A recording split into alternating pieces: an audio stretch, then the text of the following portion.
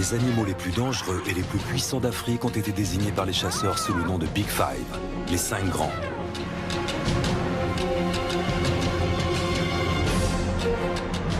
En Amérique du Sud, 5 espèces sont emblématiques de la faune sauvage.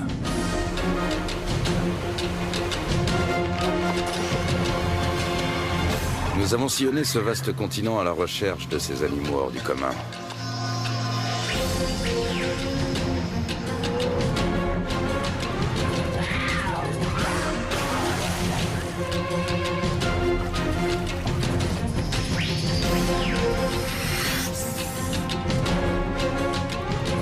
Des guides expérimentés nous ont amenés jusqu'à eux pour mieux vous les faire découvrir.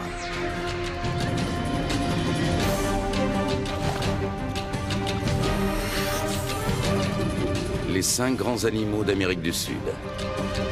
L'anaconda, le tamanoir, la loutre géante, l'ours à lunettes et le jaguar.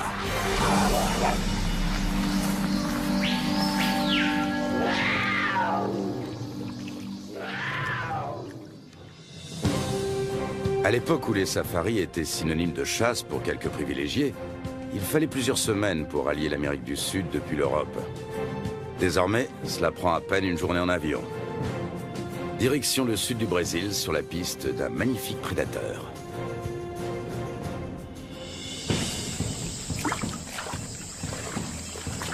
Ce félin était une divinité. Sentinelle du monde de l'au-delà, il en ouvrait la porte aux âmes des défunts.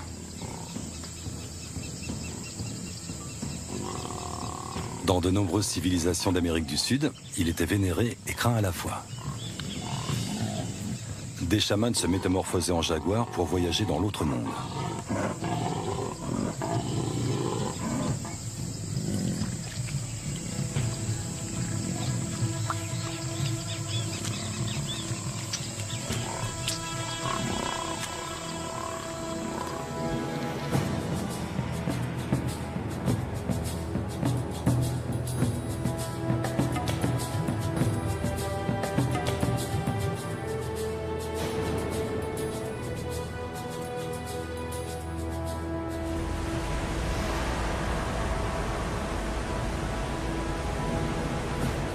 Garganta do Diablo, la gorge du diable.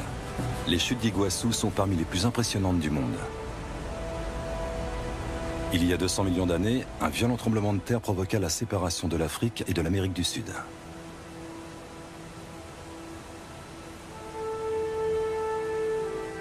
Il donna naissance à des falaises basaltiques de 70 mètres de hauteur.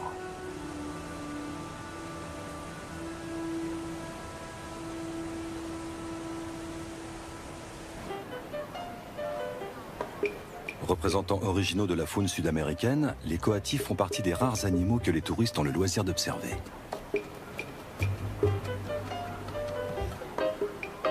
Lorsqu'ils n'ont plus de reste à grappiller, ces habiles grimpeurs retournent dans l'arbre voisin. Les coatis sont des plantigrades omnivores, très friands de vers, d'escargots et de coléoptères.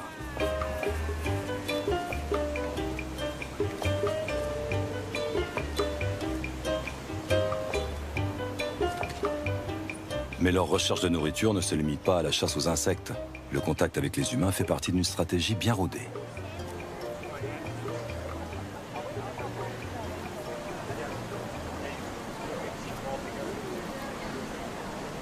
Les touristes sont loin de se douter que des animaux bien moins inoffensifs évoluent dans les parages.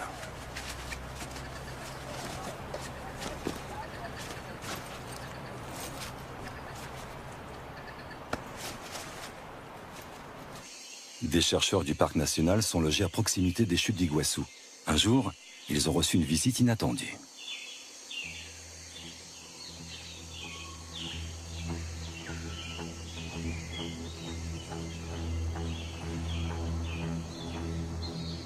Depuis, les 2 jeunes jaguars sont coutumiers des lieux.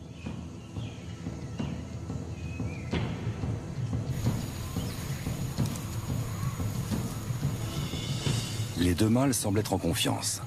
Un piège a été aménagé par des chercheurs.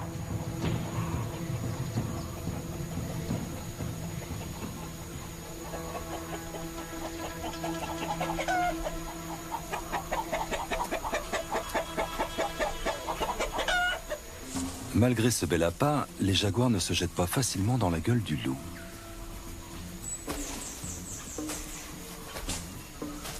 Pour les chercheurs du projet carnivore, les deux jaguars posent un défi de taille.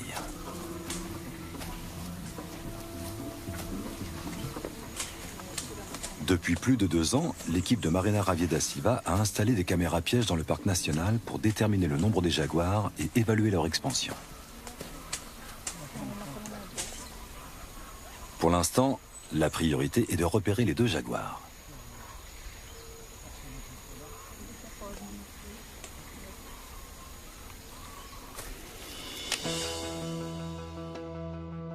En général, les jaguars évitent la proximité des hommes. Si une confrontation devait avoir lieu, elle pourrait être fatale.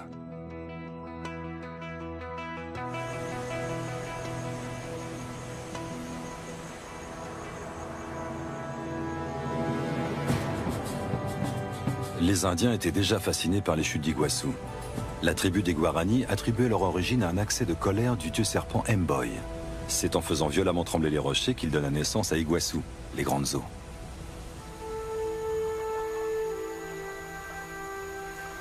Ils avaient le plus grand respect pour le jaguar et le considéraient comme l'animal le plus féroce de la jungle. Il serait né de l'union d'un démon femelle avec son propre fils.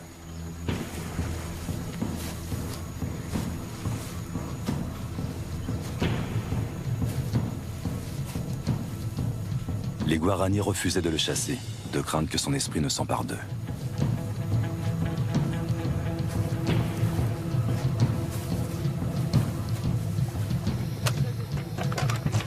Quant à nous, nous nous efforcerons de le filmer dans son univers naturel, le jaguar étant l'un des 5 grands animaux d'Amérique du Sud. Nous nous sommes inspirés de la mythologie des Guarani pour pister le 3e plus gros félin du monde.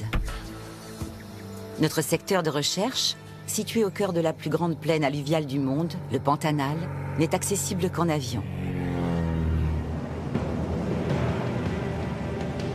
La saison sèche aurait dû commencer il y a longtemps, mais le ciel est toujours chargé d'épais nuages de pluie.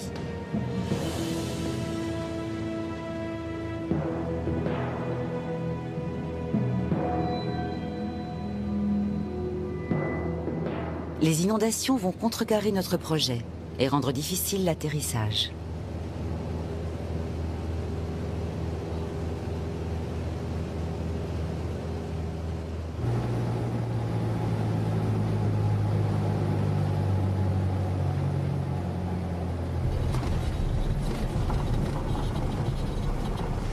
Mais le pilote fait des miracles.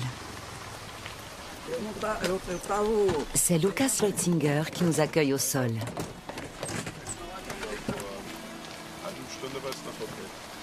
D'origine suisse, il dirige depuis quelques années la ferme qui va nous servir de quartier général pour les semaines à venir.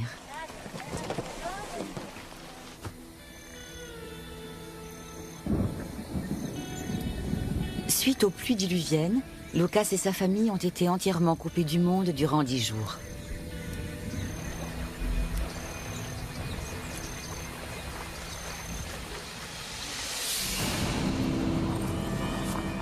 Lukas est biologiste.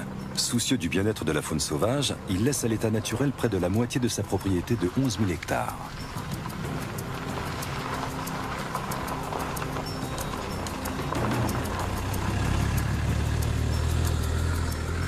En raison de la biodiversité qu'elle accueille, cette partie inexploitée de la ferme a été reconnue comme réserve naturelle par l'État brésilien.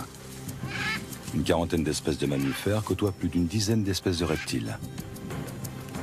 La vie faune est elle aussi exceptionnelle.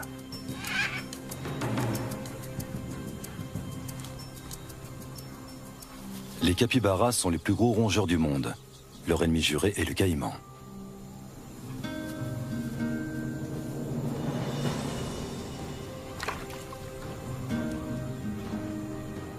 Plusieurs de ces espèces ont frôlé l'extinction, chassées pour leur peau ou leurs plumes, comme les haras hyacinthes.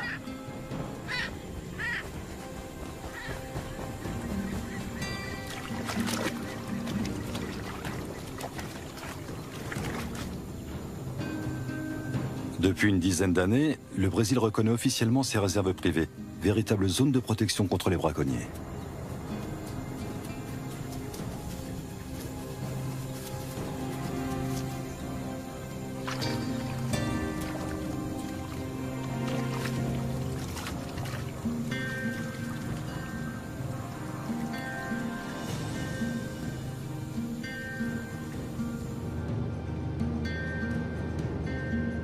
La ferme de Lucas Leutzinger est située au cœur du Pantanal, une mosaïque de forêts et de marais s'étendant sur plus de 200 000 km².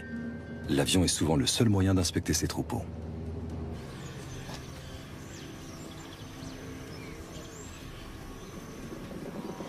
Ces vaches appartiennent à la famille des zébus et sont originaires d'Inde.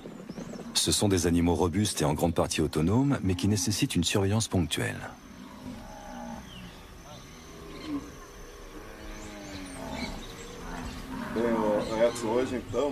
Edson, aujourd'hui on va déplacer le troupeau du terrain numéro 4 vers le terrain numéro 3.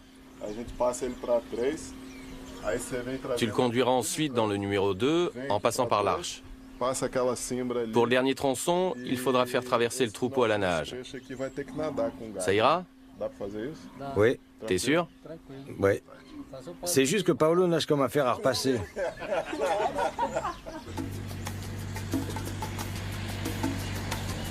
Lucas fait régulièrement le tour de ces terres à la recherche de cadavres d'animaux.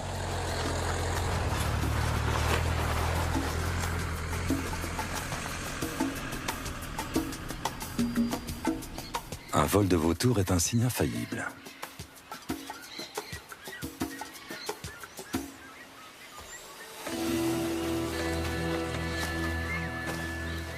Il ne reste plus grand-chose du capybara.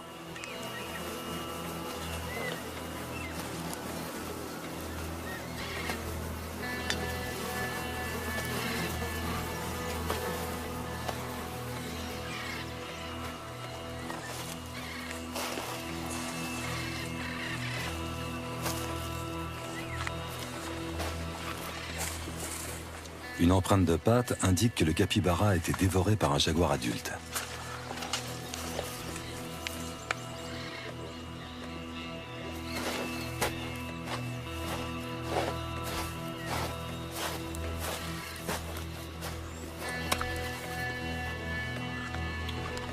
Ces traces appartiennent probablement à une femelle puma et à son petit. Même si ses prédateurs s'en prennent régulièrement à son bétail, Lucas Leutzinger a un faible pour les grands félins.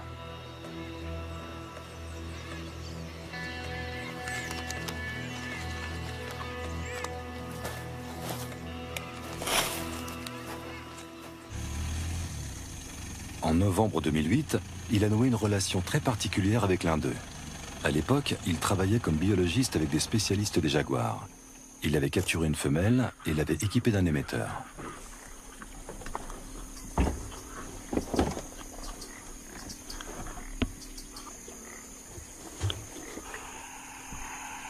Dans les semaines qui suivirent, il a pu localiser à tout moment Barbie, le nom donné à la femelle.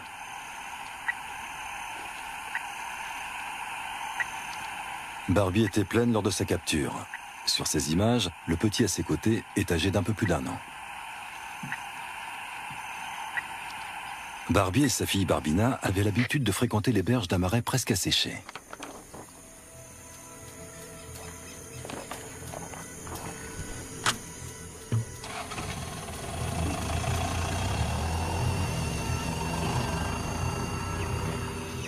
Au printemps 2010, le signal de l'émetteur resta fixe plusieurs jours.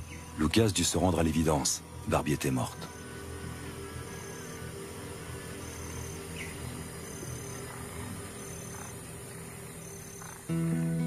La cause de sa mort n'a jamais été élucidée. Les urubus noirs et leurs comparses ailés n'ont rien laissé du jaguar, hormis le collier émetteur et des os rongés.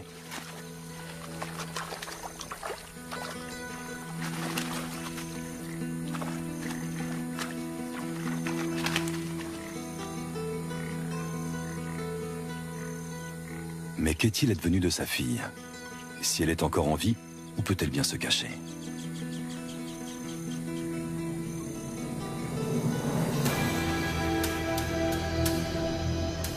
La nuit, la lumière du projecteur détecte la présence d'un animal dans les fourrés.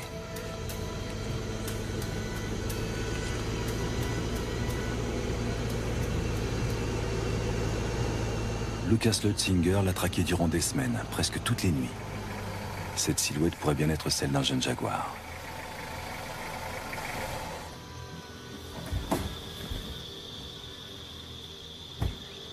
Aveuglés par la lumière, les animaux sont comme paralysés. Ils s'agit effectivement d'un jeune jaguar.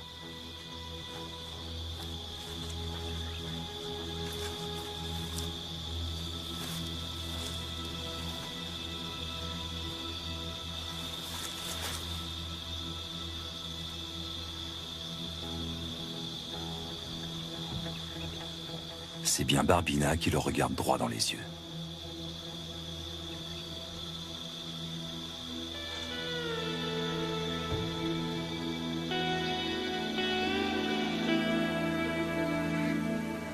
C'est justement pour cette femelle que nous avons fait le voyage jusqu'ici.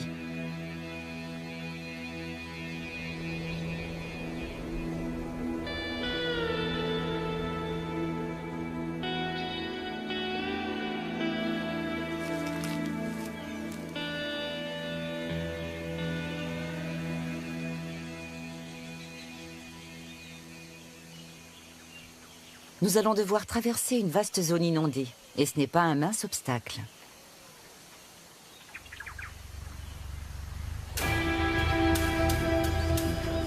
De nombreux caïmans sont couchés en travers des chemins praticables.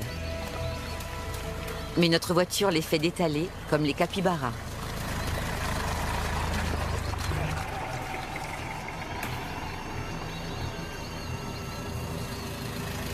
Notre guide Fernando a l'habitude des pistes impraticables. Et pourtant... On ne peut pas aller plus loin, c'est trop boueux.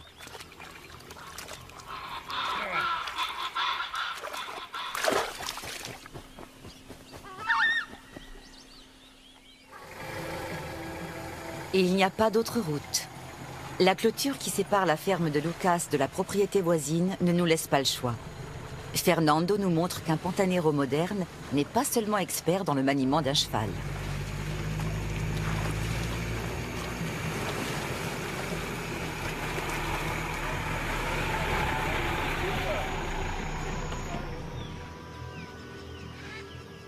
Dans le Pantanal, les pumas sont beaucoup plus répandus que les jaguars, mais tout aussi difficiles à filmer tant ils sont farouches.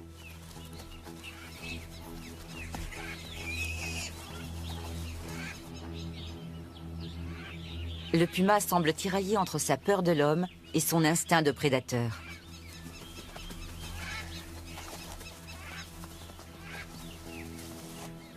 Finalement, il choisit de se mettre à couvert.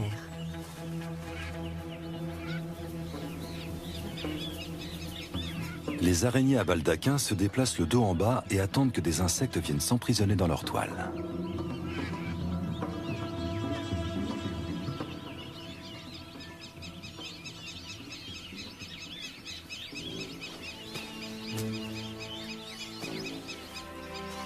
Les tamanoirs sont d'excellents nageurs. Mais ici, ils prennent un risque. Les femelles caïmans avec des petits sont très agressives.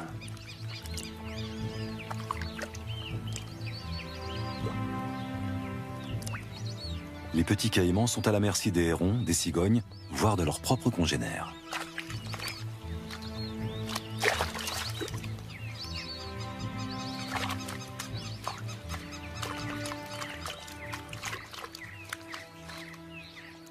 Dans le Pantanal, le cheval est resté le principal mode de transport. Chaque fermier élève sa propre race hybride. Barak est l'étalon de Lucas. Les juments et les poulains le suivent en toute confiance dans l'eau profonde, malgré la présence de serpents venimeux.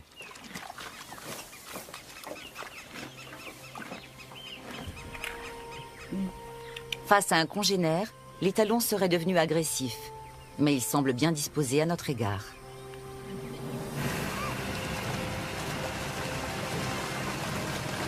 La route est encore longue. Nous voulons rendre visite à un pantanero, 2 fermes plus loin. Les pantaneros sont les descendants des Portugais et des Espagnols qui se sont installés dans le Pantanal il y a plus de 200 ans et se sont métissés avec les Indiens.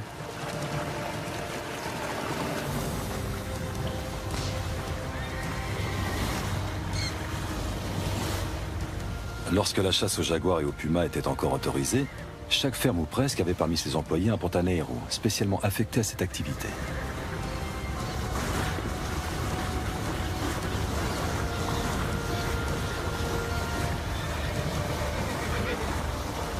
Pour Pourtant, le plus légendaire des chasseurs de jaguars du siècle dernier n'était pas un Pantanero, mais un Lituanien.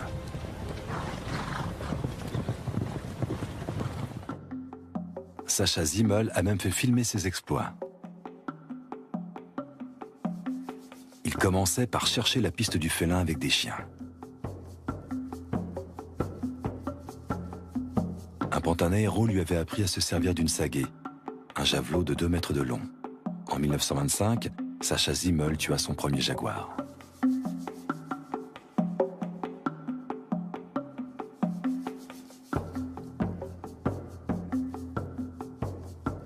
Avant d'utiliser la sagaie, on tirait une flèche sur le jaguar pour le forcer à attaquer.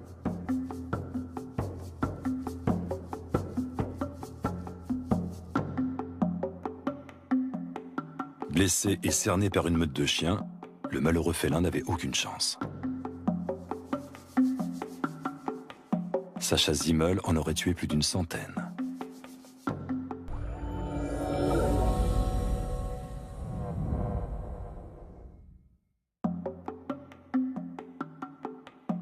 Mais la plupart des Pantaneros chassaient au fusil. Alvin Calvis Bica a connu cette époque.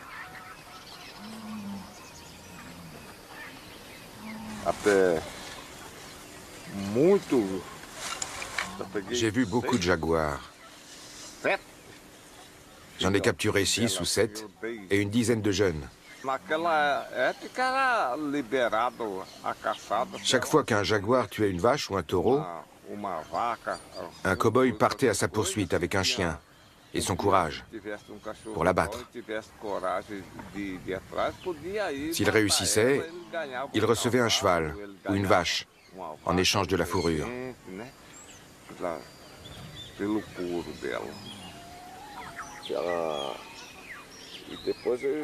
Et de retour chez lui, il faisait rôtir la chair du jaguar. Ça se mangeait? Oui, ça avait un goût de porc. C'était délicieux. Depuis 1976, il est strictement interdit de les chasser.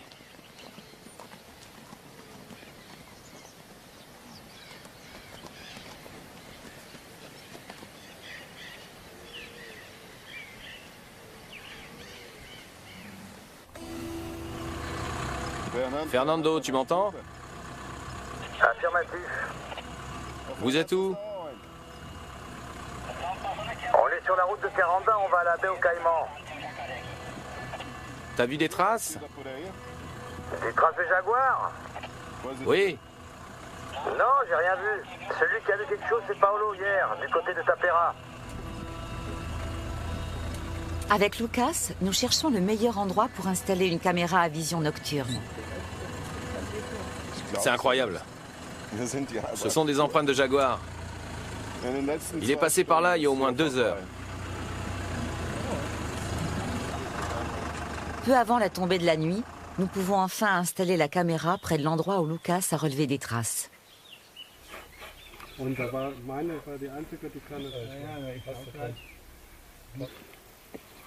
Nous espérons obtenir des clichés de Barbina. La petite femelle est désormais adulte et Lucas pense qu'elle a repris le territoire de sa mère.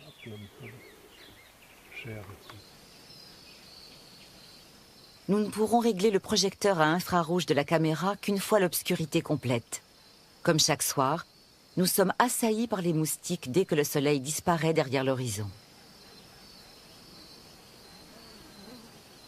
Caméra et projecteur sont en place. Nous retournons à la ferme. Conduire de nuit à travers les îlots de jungle est une expérience troublante.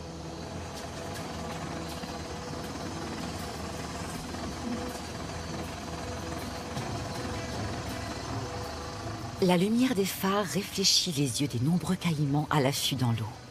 Un renard crabier est lui aussi en quête de nourriture.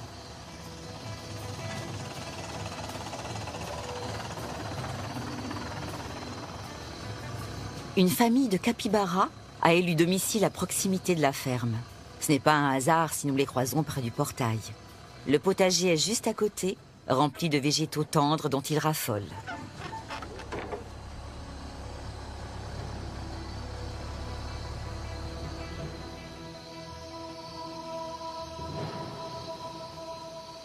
Pendant ce temps, notre caméra attire un curieux.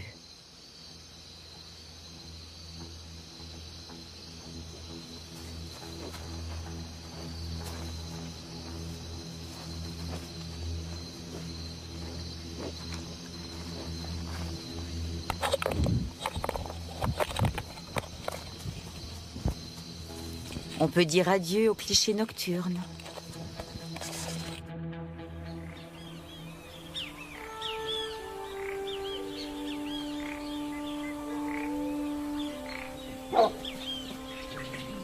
Dernier préparatif.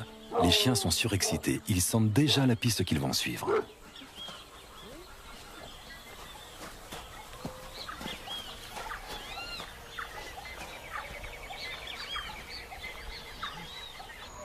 Avant l'aube, des pisteurs à cheval sont partis repérer des traces fraîches.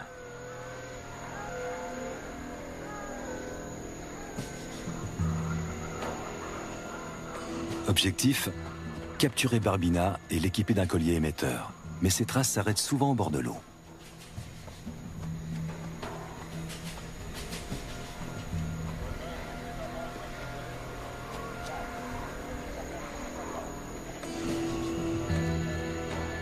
Fernando et moi sommes en position, attendant que les autres rabattent un jaguar dans notre direction.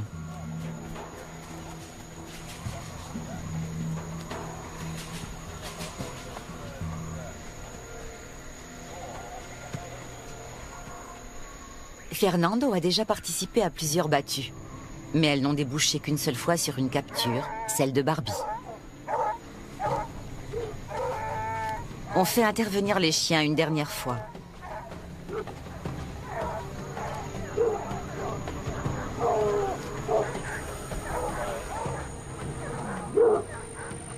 Les chiens débusquent d'autres animaux forestiers, comme ce tapir. Les jaguars étant d'excellents nageurs, Barbina s'est sans doute enfuie depuis longtemps par les étangs. Mais nous sommes décidés à ne pas abandonner nos recherches.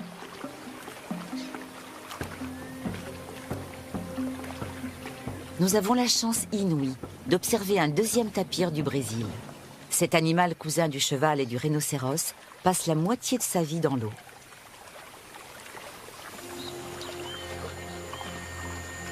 Les chevaux de Lucas sont habitués à marcher dans l'eau profonde. Sur leur dos, nous ne craignons personne, pas même un caïman.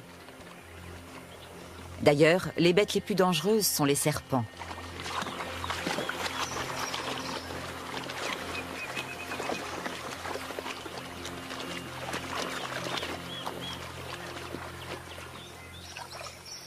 Un jabiru se débat avec une proie pugnace.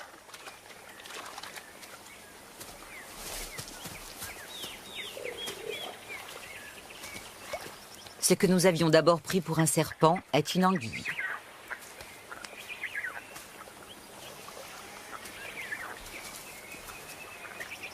La cigogne a finalement le dessus. Le jabiru est la plus grosse espèce d'oiseau d'Amérique du Sud. Son bec mesure 30 cm de long. Pratique pour engloutir une anguille tout entière.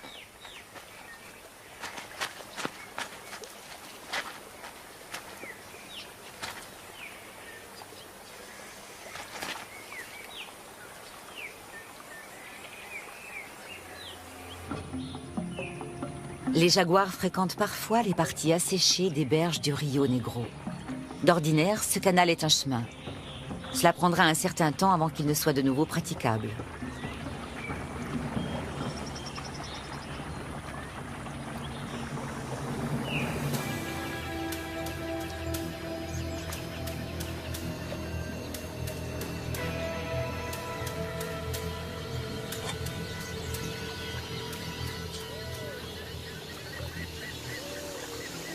Lucas Lutzinger a recours à un vieux truc de chasseur.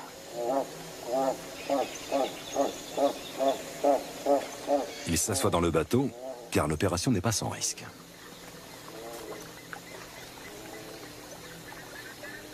Si un jaguar est dans les parages, il réagira aussitôt à ce faux cri d'un supposé rival.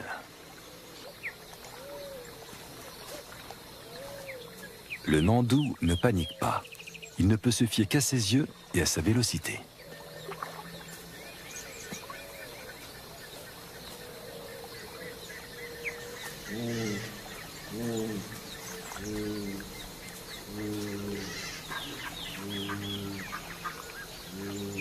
Lucas sait que les jaguars sont d'excellents nageurs.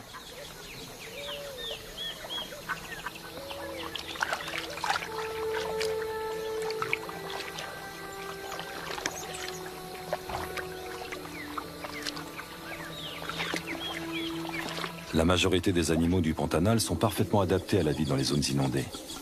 Les singes hurleurs, qui n'aiment pas l'eau, ont choisi de vivre dans la cime des arbres.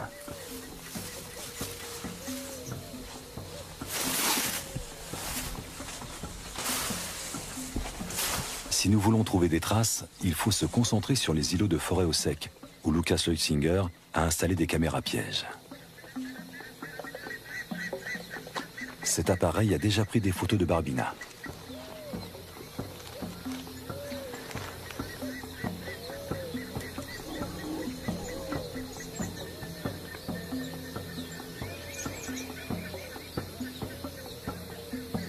Sauf erreur, il devrait s'agir de Barbina.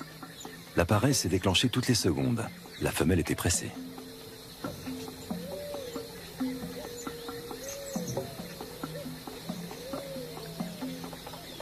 Nous allons peut-être savoir si Barbina est retourné dans son ancien territoire. Lucas l'espère, sinon cela voudrait dire qu'il aura été occupé par une autre femelle.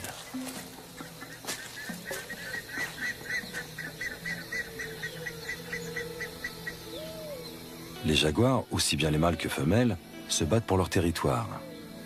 La mère de Barbina a très bien pu mourir au cours d'un combat avec une rivale.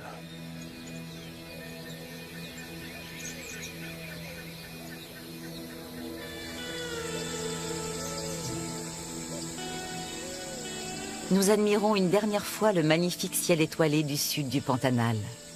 Nous sommes attendus par un autre spécialiste du jaguar à l'extrême nord de la zone humide.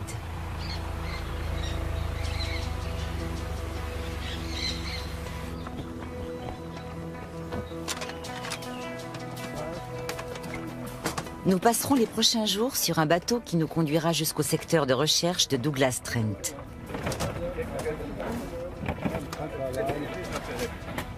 Douglas pense que les jaguars sont condamnés à disparaître dans la majeure partie de l'Amérique du Sud. Selon lui, seul le Pantanal offre un territoire assez vaste pour accueillir les grands félins.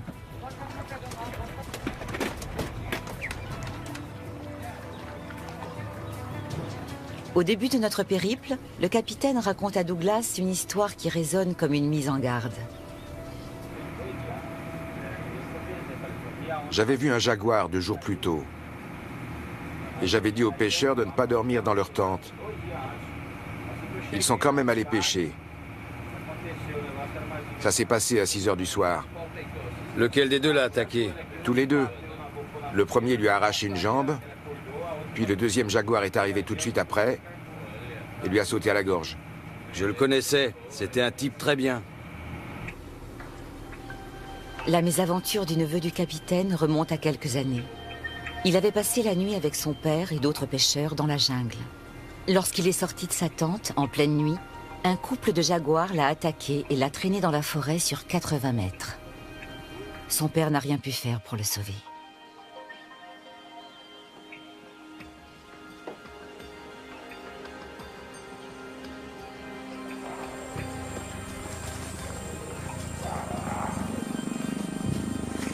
Les jaguars sont des solitaires. Mâles et femelles ne se côtoient que pendant la saison des amours. Ils sont alors très excités et parfois agressifs. L'accident aura résulté d'un malheureux concours de circonstances. Bien que les jaguars ne soient plus chassés et qu'ils craignent moins les hommes, la mort tragique du jeune pêcheur est restée un cas isolé.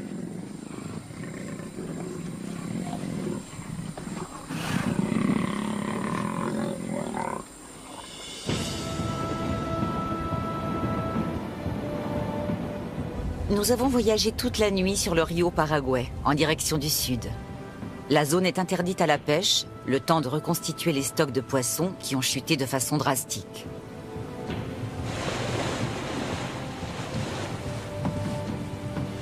Nous poursuivons notre chemin jusqu'à la réserve de Tayama, à bord du canot rapide de Douglas.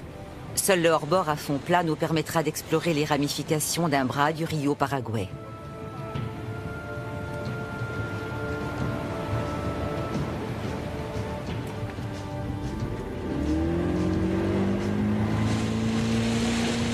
Nous sommes optimistes. Douglas a recensé 39 jaguars dans la réserve. Malgré cette densité inhabituelle, l'observation de jaguars en liberté reste très aléatoire.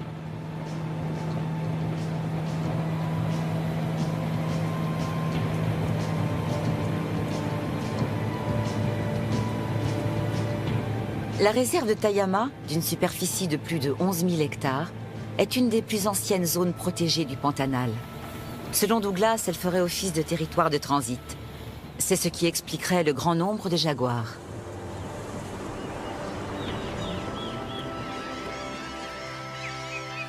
Les premiers bancs de sable émergés ont été pris d'assaut par les sternes à gros becs et les becs en ciseaux noirs.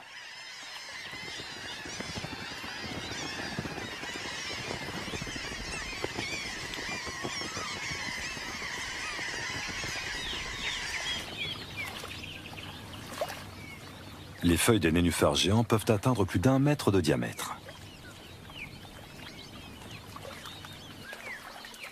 Les fleurs ne s'ouvrent que durant 2 nuits consécutives. La journée, elles restent fermées.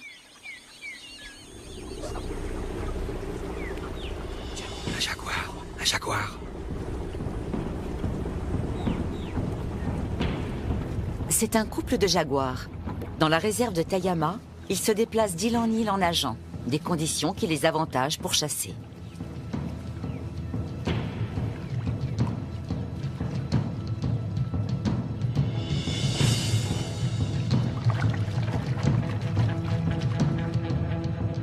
Leur proie de prédilection, caïman et capybara. Un jaguar du Pantanal peut peser jusqu'à 150 kg. Seuls les lions et les tigres sont plus gros. Les capybaras sont sur leur garde. Une sentinelle surveille constamment les alentours.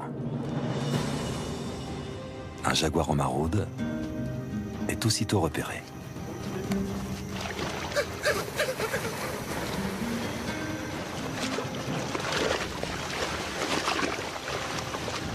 Sauf qui peut général.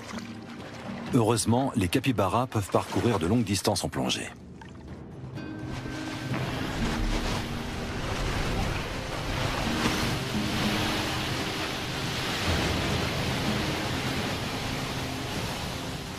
Et un jaguar n'est pas équipé pour tuer sous l'eau.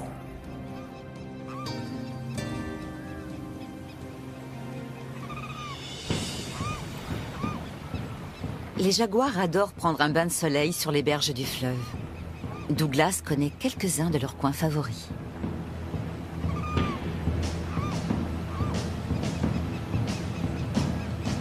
Grâce aux photos, Douglas pourra l'identifier plus tard. Il sait déjà que c'est une femelle.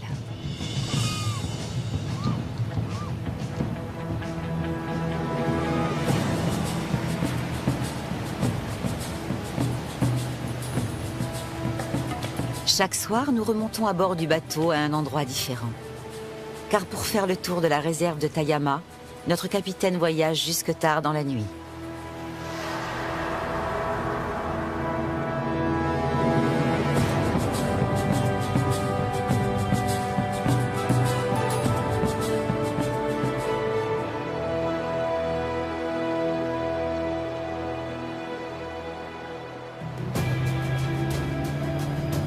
Le lendemain, nous repartons en chasse dans l'espoir d'observer un nouvel individu.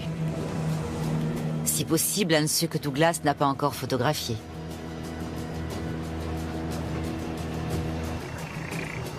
La présence d'un clan de capybaras est de bon augure. Les jaguars ne sont jamais bien loin. Le fauve ne nous a pas encore vus.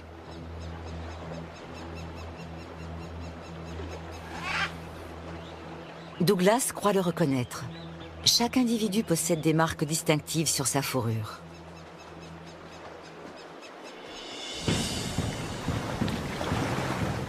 Nous décidons d'accoster pour suivre le jaguar.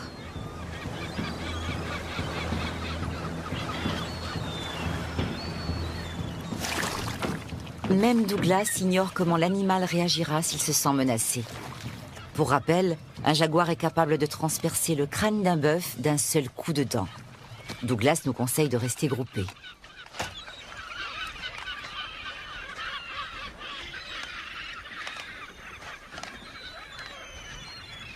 Douglas l'aperçoit le premier.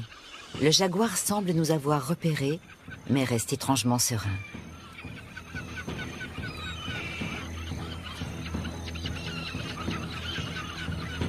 Le félin nous scrute de son regard intense pour évaluer la menace potentielle que nous représentons. Et là, surprise. C'est une femelle avec 2 petits. Combien de temps tolérera-t-elle notre présence? Il lui faudrait moins de 5 secondes pour nous atteindre.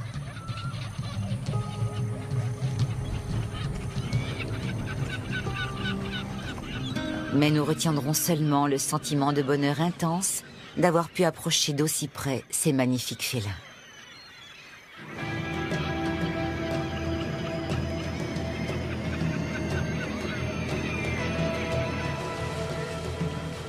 Le jaguar n'a rien à envier au lion ou au léopard en termes de gabarit, de férocité ou de majesté.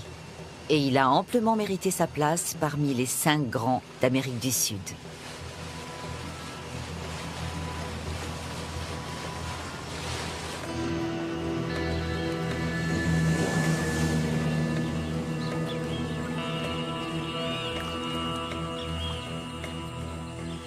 Puissant, redouté, solitaire et invincible, des attributs qui en ont fait le roi de la jungle sud-américaine.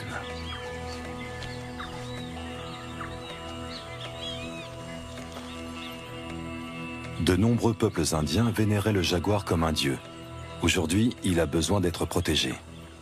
Même si sa cause est défendue par de nombreux scientifiques, il faudra encore du temps pour assurer au plus grand félin du continent sud-américain un avenir sûr et prospère.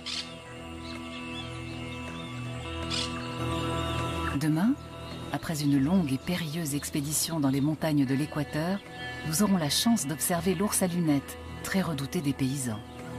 Mais pour l'heure, allons voir ce qui se passe dans le monde avec Arte Journal.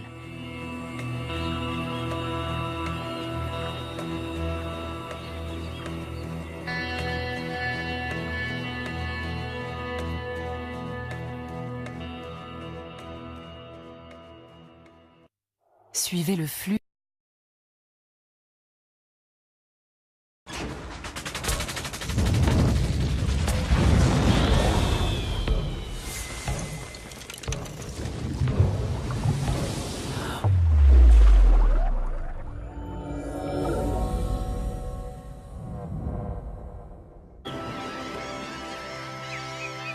Les premiers bancs de sable émergés ont été pris d'assaut par les sternes à gros becs et les becs en ciseaux noirs.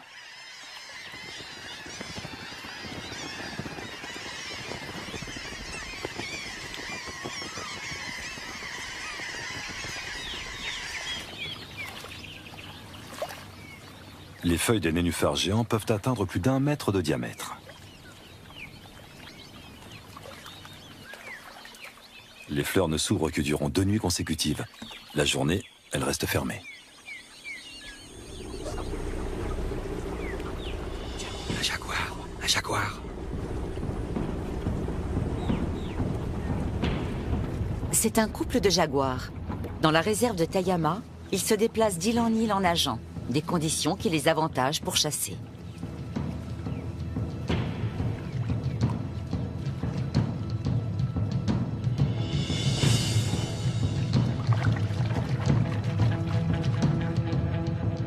Leur proie de prédilection, caïman et capybara.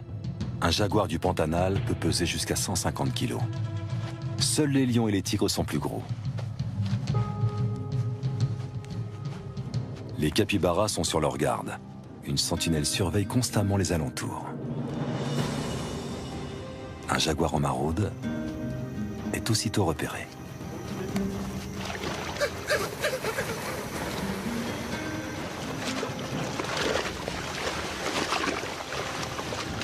Sauf qui peut général. Heureusement, les capybaras peuvent parcourir de longues distances en plongée.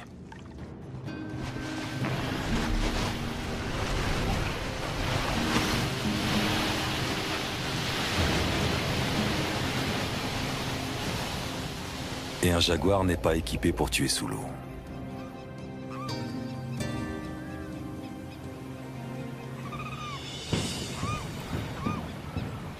Les jaguars adorent prendre un bain de soleil sur les berges du fleuve. Douglas connaît quelques-uns de leurs coins favoris.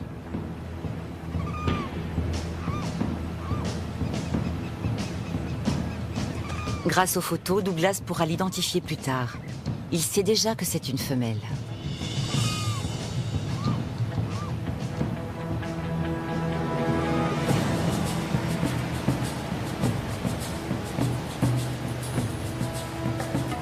Chaque soir, nous remontons à bord du bateau à un endroit différent. Car pour faire le tour de la réserve de Tayama, notre capitaine voyage jusque tard dans la nuit.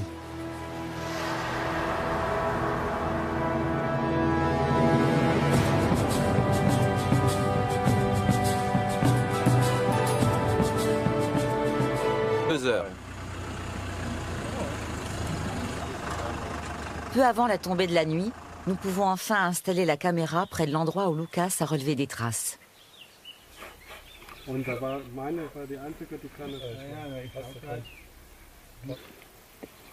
Nous espérons obtenir des clichés de Barbina.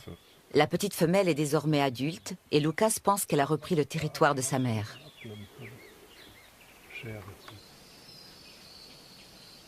Nous ne pourrons régler le projecteur à infrarouge de la caméra qu'une fois l'obscurité complète. Comme chaque soir, nous sommes assaillis par les moustiques dès que le soleil disparaît derrière l'horizon. Caméra et projecteur sont en place. Nous retournons à la ferme. Conduire de nuit à travers les îlots de jungle est une expérience troublante.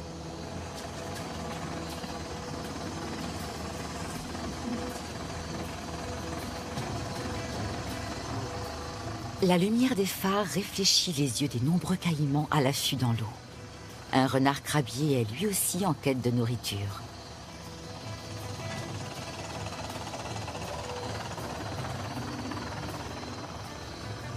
Une famille de capybaras a élu domicile à proximité de la ferme.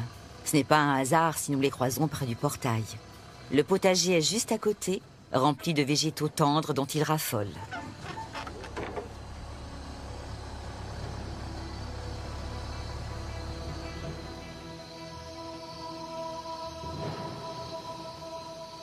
Pendant ce temps, notre caméra attire un curieux.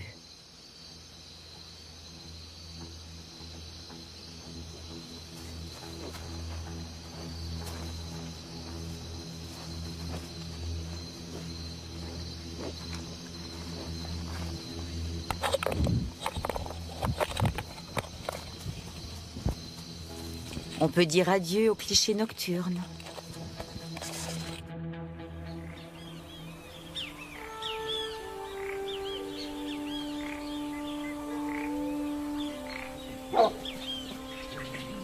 Dernier préparatif. Les chiens sont surexcités. Ils sentent déjà la piste qu'ils vont suivre.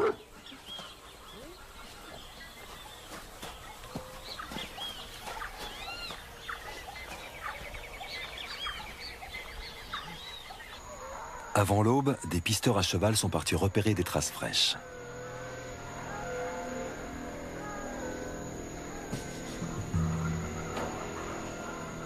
Objectif, capturer Barbina et l'équiper d'un collier émetteur. Mais ces traces s'arrêtent souvent au bord de l'eau.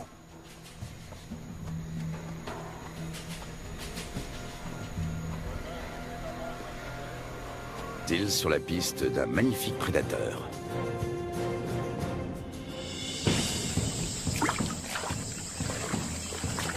Ce félin était une divinité. Sentinelle du monde de l'au-delà, il en ouvrait la porte aux âmes des défunts.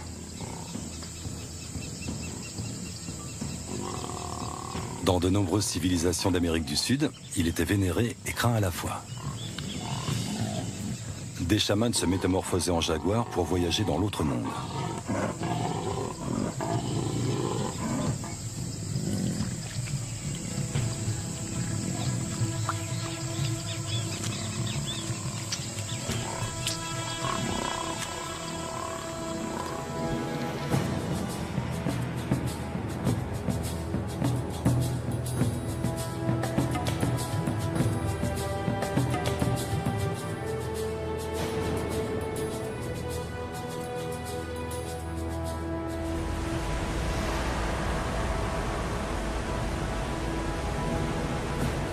Garganta do Diablo, la gorge du diable.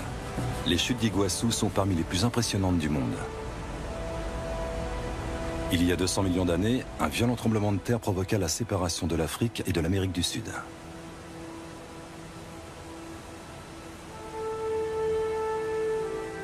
Il donna naissance à des falaises basaltiques de 70 mètres de hauteur.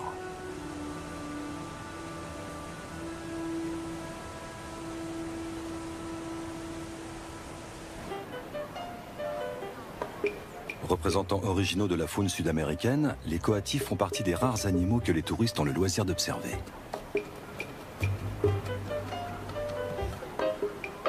Lorsqu'ils n'ont plus de reste à grappiller, ces habiles grimpeurs retournent dans l'arbre voisin. Les coatis sont des plantigrades omnivores, très friands de vers, d'escargots et de coléoptères.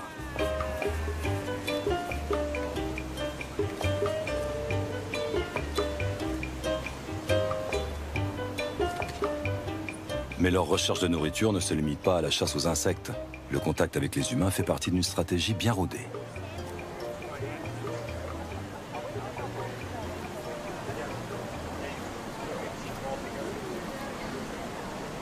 Les touristes sont loin de se douter que des animaux bien moins inoffensifs évoluent dans les parages.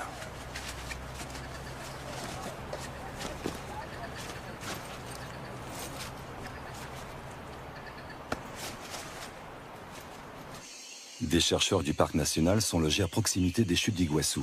Un jour, ils ont reçu une visite inattendue.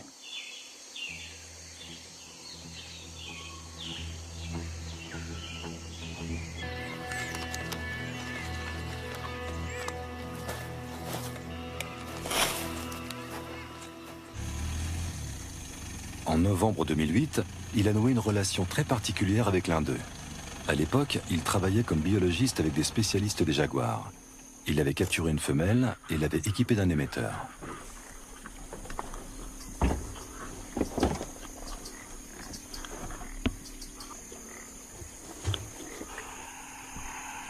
Dans les semaines qui suivirent, il a pu localiser à tout moment Barbie, le nom donné à la femelle.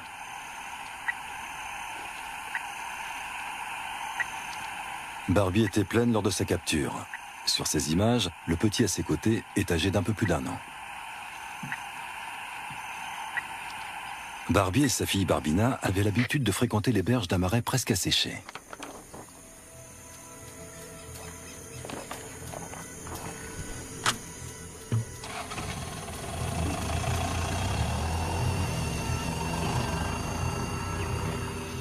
Au printemps 2010, le signal de l'émetteur resta fixe plusieurs jours. Lucas dut se rendre à l'évidence. Barbie était morte.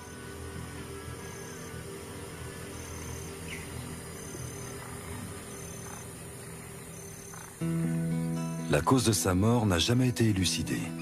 Les urubus noirs et leurs comparses ailés n'ont rien laissé du jaguar, hormis le collier émetteur et des os rongés.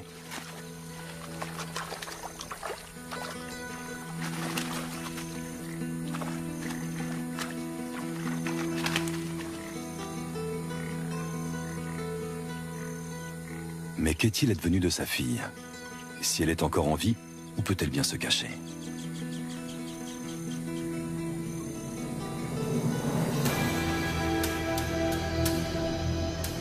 La nuit, la lumière du projecteur détecte la présence d'un animal dans les fourrés.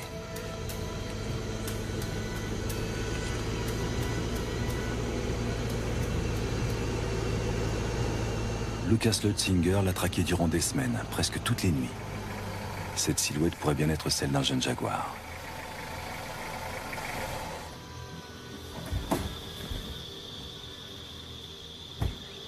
Aveuglés par la lumière, les animaux sont comme paralysés. Il s'agit effectivement d'un jeune jaguar.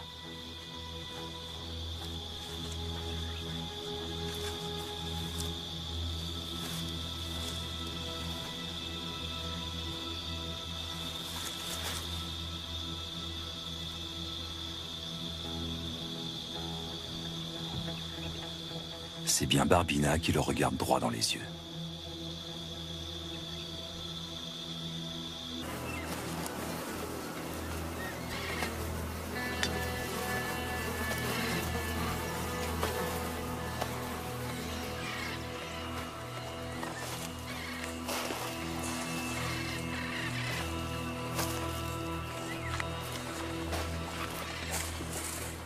Une empreinte de patte indique que le capybara a été dévoré par un jaguar adulte.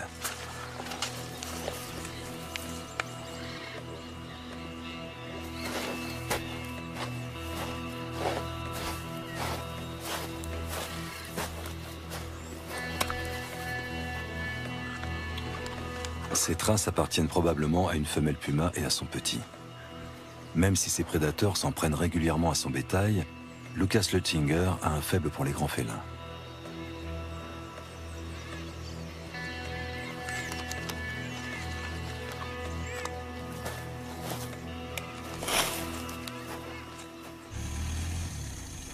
En novembre 2008, il a noué une relation très particulière avec l'un d'eux. À l'époque, il travaillait comme biologiste avec des spécialistes des jaguars. Il avait capturé une femelle et l'avait équipée d'un émetteur.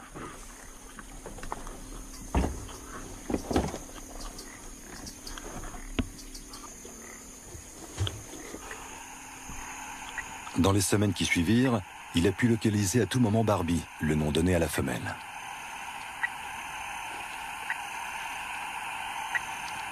Barbie était pleine lors de sa capture. Sur ces images, le petit à ses côtés est âgé d'un peu plus d'1 an. Barbie et sa fille Barbina avaient l'habitude de fréquenter les berges d'un marais presque asséché.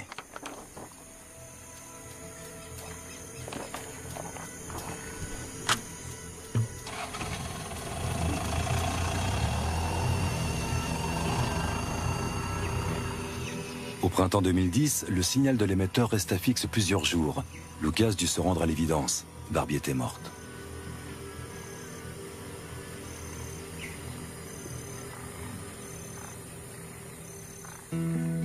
La cause de sa mort n'a jamais été élucidée. Les urubus noirs et leurs comparses ailés n'ont rien laissé du jaguar, hormis le collier émetteur et des os rongés.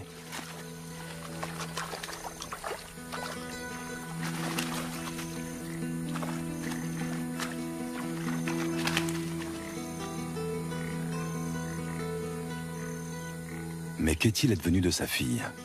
Si elle est encore en vie, où peut-elle bien se cacher?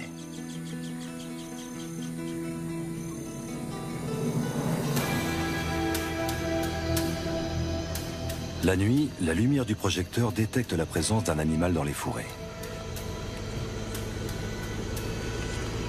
La lumière des phares réfléchit les yeux des nombreux caïmans à l'affût dans l'eau. Un renard crabier est lui aussi en quête de nourriture.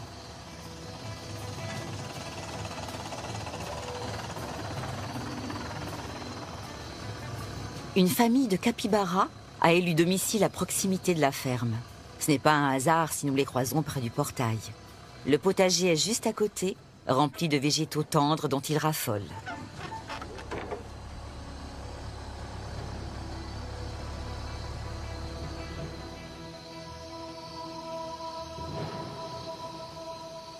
Pendant ce temps, notre caméra attire un curieux.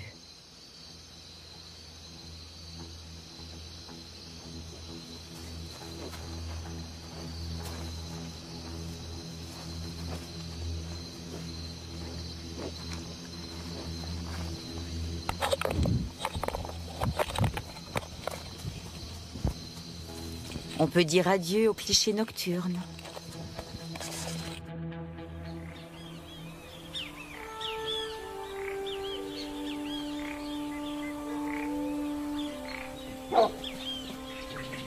Dernier préparatif. Les chiens sont surexcités. Ils sentent déjà la piste qu'ils vont suivre.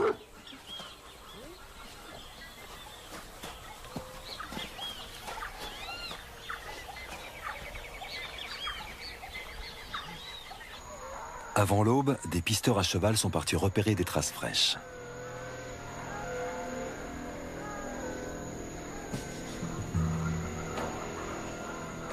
Objectif, capturer Barbina et l'équiper d'un collier émetteur. Mais ces traces s'arrêtent souvent au bord de l'eau.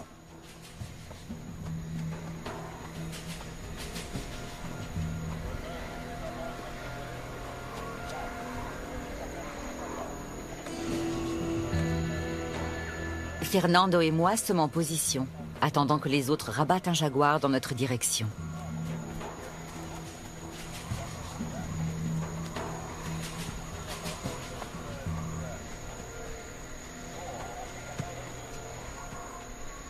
Fernando a déjà participé à plusieurs battues, mais elles n'ont débouché qu'une seule fois sur une capture, celle de Barbie. On fait intervenir les chiens une dernière fois.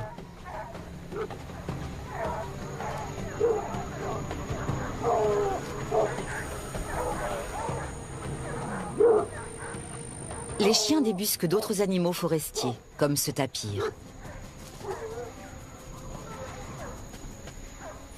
Les jaguars étant d'excellents nageurs, Barbina s'est sans doute enfuie depuis longtemps par les étangs.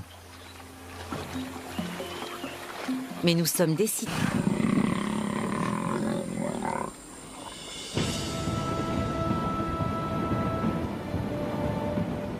Nous avons voyagé toute la nuit sur le Rio Paraguay, en direction du sud.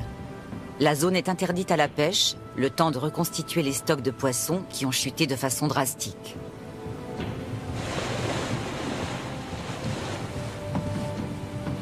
Nous poursuivons notre chemin jusqu'à la réserve de Tayama, à bord du canot rapide de Douglas.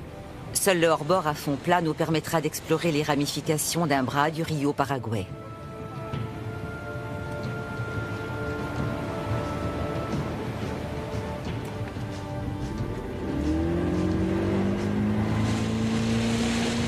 Nous sommes optimistes. Douglas a recensé 39 jaguars dans la réserve.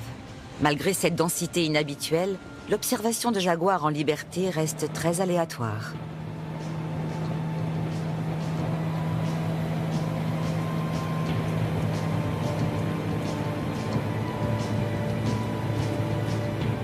La réserve de Tayama, d'une superficie de plus de 11 000 hectares, est une des plus anciennes zones protégées du Pantanal. Selon Douglas, elle ferait office de territoire de transit. C'est ce qui expliquerait le grand nombre de jaguars.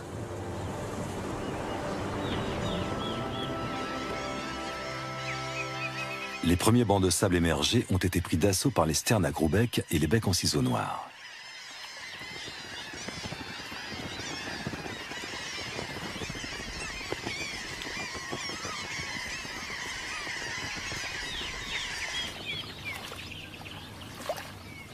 Les feuilles des nénuphars géants peuvent atteindre plus d'1 mètre de diamètre. Les fleurs ne s'ouvrent que durant 2 nuits consécutives. La journée, elles restent fermées. Un jaguar, un jaguar. C'est un couple de jaguars. Dans la réserve de Tayama, ils se déplacent d'île en île en nageant, des conditions qui les avantagent pour chasser.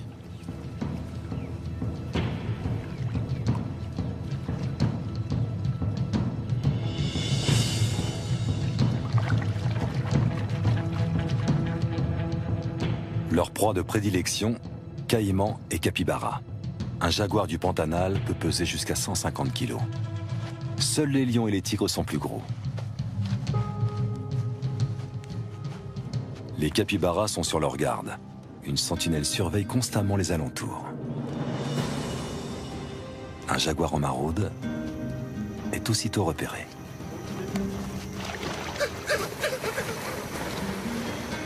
Numéro 3. Tu le conduiras ensuite dans le numéro 2 en passant par l'arche. Pour le dernier tronçon, il faudra faire traverser le troupeau à la nage. Ça ira? Oui. T'es sûr? Oui. C'est juste que Paolo nage comme un fer à repasser.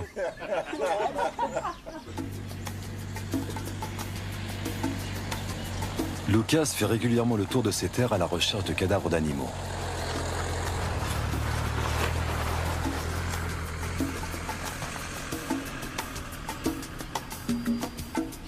Un vol de vautours est un signe infaillible.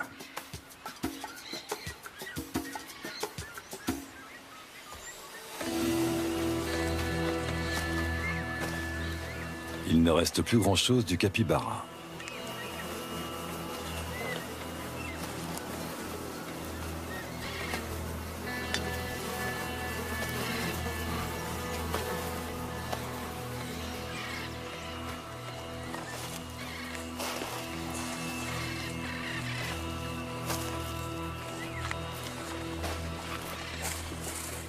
Une empreinte de patte indique que le capybara a été dévoré par un jaguar adulte.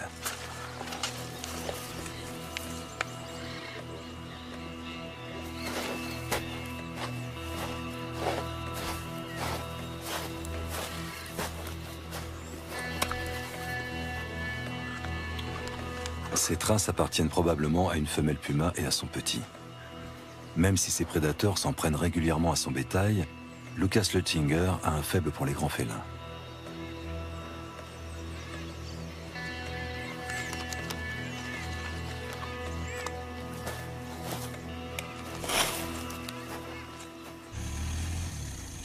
En novembre 2008, il a noué une relation très particulière avec l'un d'eux. À l'époque, il travaillait comme biologiste avec des spécialistes des jaguars. Il avait capturé une femelle et l'avait équipée d'un émetteur.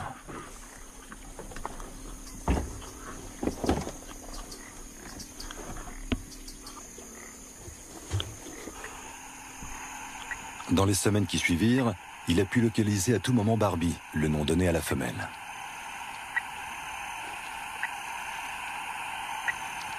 Barbie était pleine lors de sa capture. Sur ces images, le petit à ses côtés est âgé d'un peu plus d'1 an. Barbie et sa fille Barbina avaient l'habitude de fréquenter les berges d'un marais presque asséché.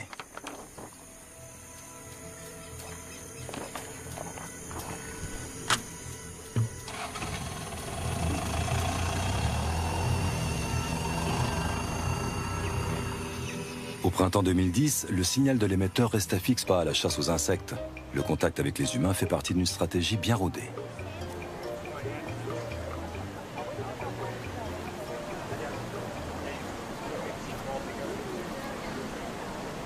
Les touristes sont loin de se douter que des animaux bien moins inoffensifs évoluent dans les parages.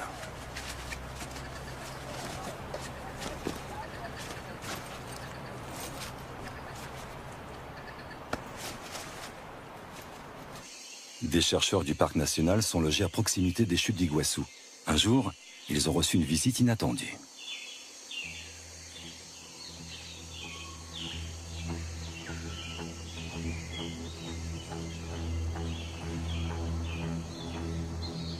Depuis, les deux jeunes jaguars sont coutumiers des lieux.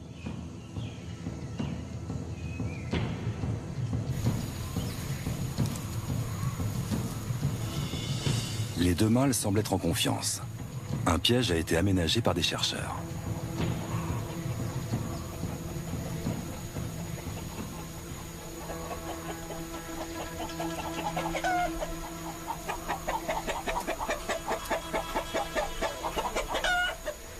Malgré ce bel appât, les jaguars ne se jettent pas facilement dans la gueule du loup.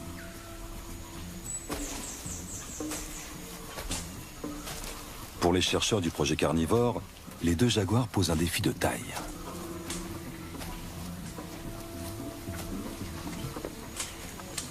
Depuis plus de 2 ans, l'équipe de Marina Ravie da Silva a installé des caméras pièges dans le parc national pour déterminer le nombre des jaguars et évaluer leur expansion.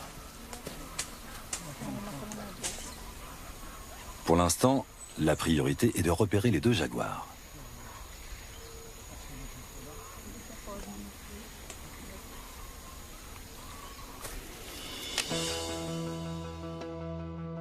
En général, les jaguars évitent la proximité des hommes. Si une confrontation devait avoir lieu, elle pourrait être fatale.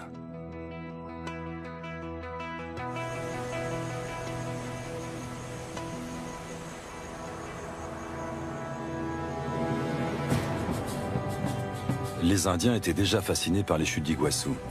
La tribu des Guarani attribuait leur origine à un accès de colère du dieu serpent Mboy. C'est en faisant violemment trembler les rochers qu'il donna naissance à Iguassou, les grandes eaux.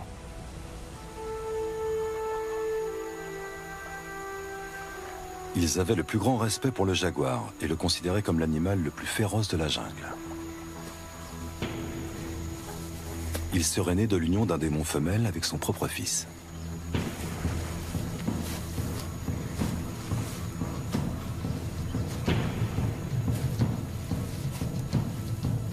Les Guarani refusaient de le chasser. Pourtant, le plus légendaire des chasseurs de jaguars du siècle dernier n'était pas un Pantaneiro, mais un Lituanien.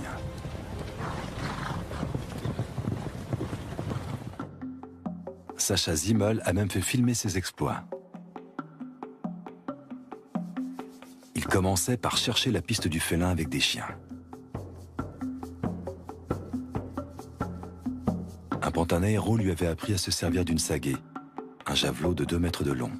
En 1925, Sacha Zimmel tua son premier jaguar.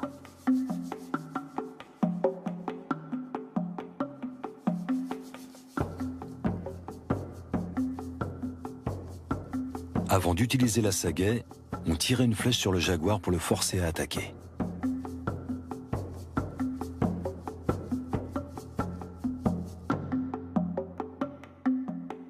Blessé et cerné par une meute de chiens, le malheureux félin n'avait aucune chance. Sa chasse Zimmel en aurait tué plus d'une centaine.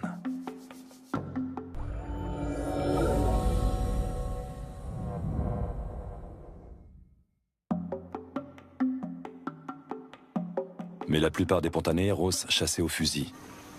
Alvin Calvis Bica a connu cette époque.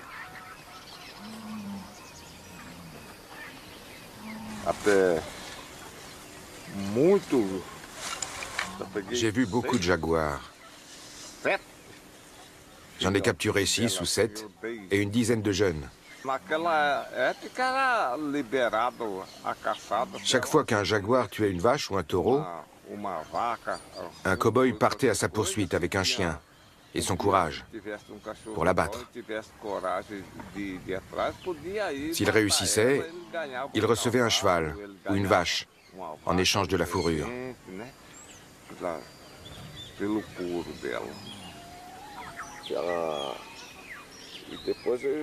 Et de retour chez lui, il faisait rôtir la chair du jaguar. Ça se mangeait? Oui, ça avait un goût de porc. C'était délicieux. Depuis 1976, il est strictement interdit de les chasser.